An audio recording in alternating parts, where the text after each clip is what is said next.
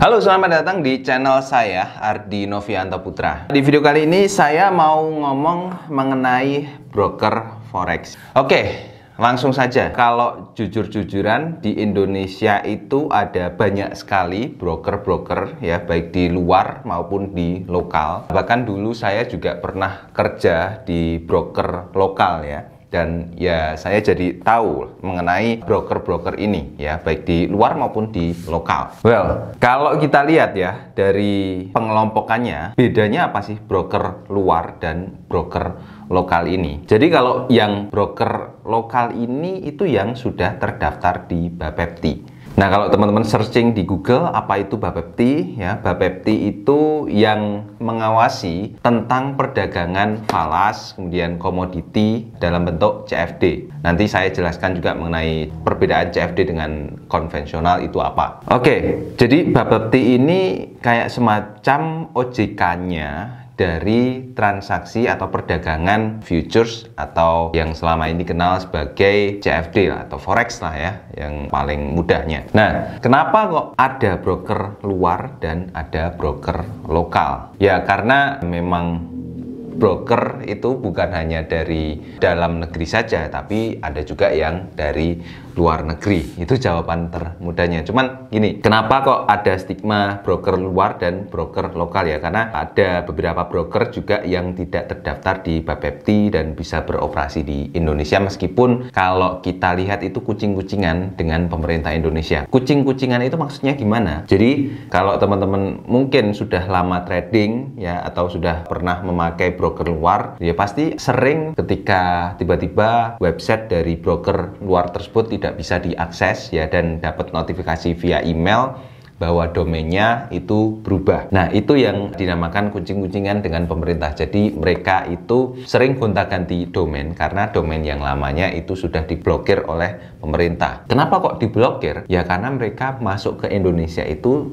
nggak ada izinnya. Nah, ini yang menjadi stigma di kalangan trader itu harus diluruskan. Jadi ada stigma bahwa broker yang sudah terdaftar di Bapepti itu pasti bagus, dan broker yang tidak terdaftar di Bapepti itu pasti tidak bagus ya, atau bisa saja penipuan. Stigma itu tidak berarti semuanya benar ya, dan nggak berarti semuanya juga salah. Karena gini, di broker lokal pun, broker yang sudah terdaftar sebagai anggota di dalam Bapepti pun itu juga bisa melakukan kecurangan. Bahkan beberapa oknum broker lokal itu ada yang memang secara sengaja itu menghabiskan dana klien, menghabiskan dana nasabahnya. Ini saya tahu karena dulu saya pernah kerja di broker lokal ya, dan memang dunia gelapnya di trading forex di situ sangat-sangat jelas sekali. Dari beberapa cerita yang ada juga sangat jelas sekali mengenai dunia gelapnya di trading forex. Jadi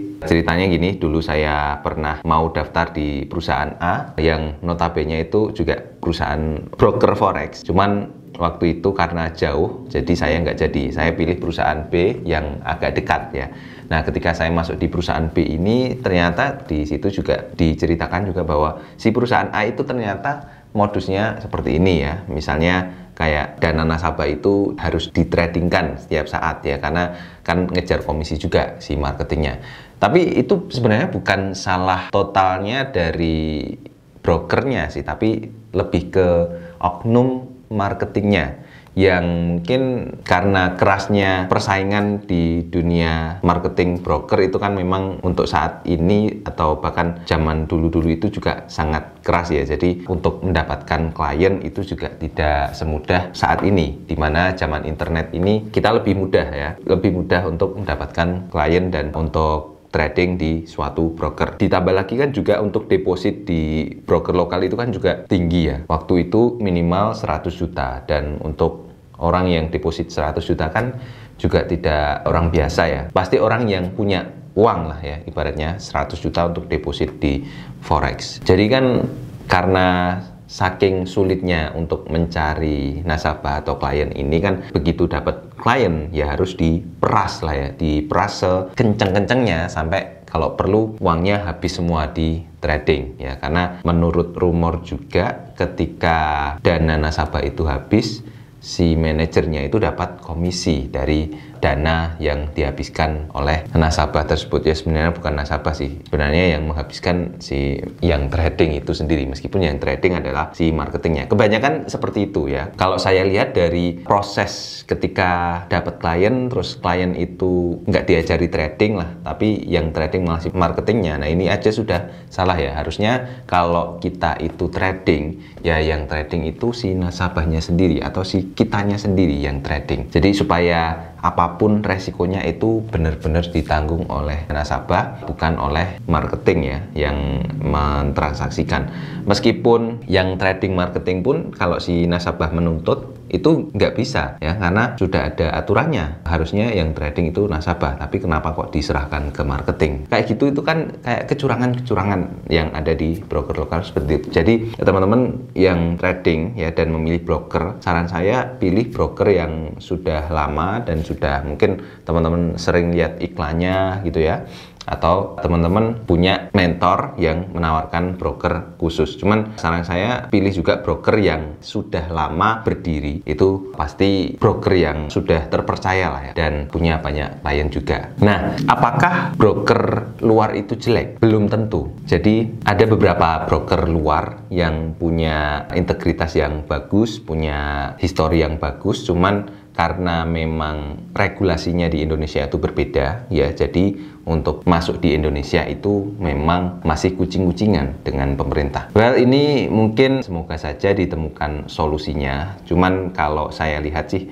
agak sulit ya, tapi saya yakin di masa yang akan datang juga pemerintah pasti punya solusinya supaya tidak terjadi kucing-kucingan seperti ini. Nah, jadi apakah semua broker lokal itu jelek? Ya, tidak mesti. Intinya adalah ketika kita ditawari trading, itu harus kita sendiri yang trading supaya tidak memunculkan image-image yang jelek seperti ini. Kalau yang trading itu adalah si marketingnya, ya itu sama saja dengan Anda titip trading ya. Kalaupun Anda tidak tahu mengenai trading, Anda juga bisa belajar di sosial media. Banyak sekali ilmu-ilmu trading yang bisa teman-teman dapatkan. Jadi pastikan teman-teman ketika belajar trading benar-benar sampai bisa trading sendiri, dan teman-teman juga bisa akses di kelas Gain Hunter ya. Silahkan teman-teman bisa akses di gainhunter.com/free. Semua materi ada di situ. Teman-teman bisa akses di situ. Oke, jadi kesimpulannya, pilihlah broker yang sudah lama ya dan juga memberikan tawaran-tawaran yang cukup menarik, seperti jenis akunnya banyak, terus sesuai dengan kebutuhan kita. Jadi kalau teman-teman memilih jenis akun seperti itu, tentunya teman-teman sebelumnya harus tahu dulu mengenai maksud-maksud dari kayak leverage, terus lot, terus margin, dan lain-lain. Istilah-istilah di dalam trading forex itu semuanya harus teman-teman mengerti semua, dan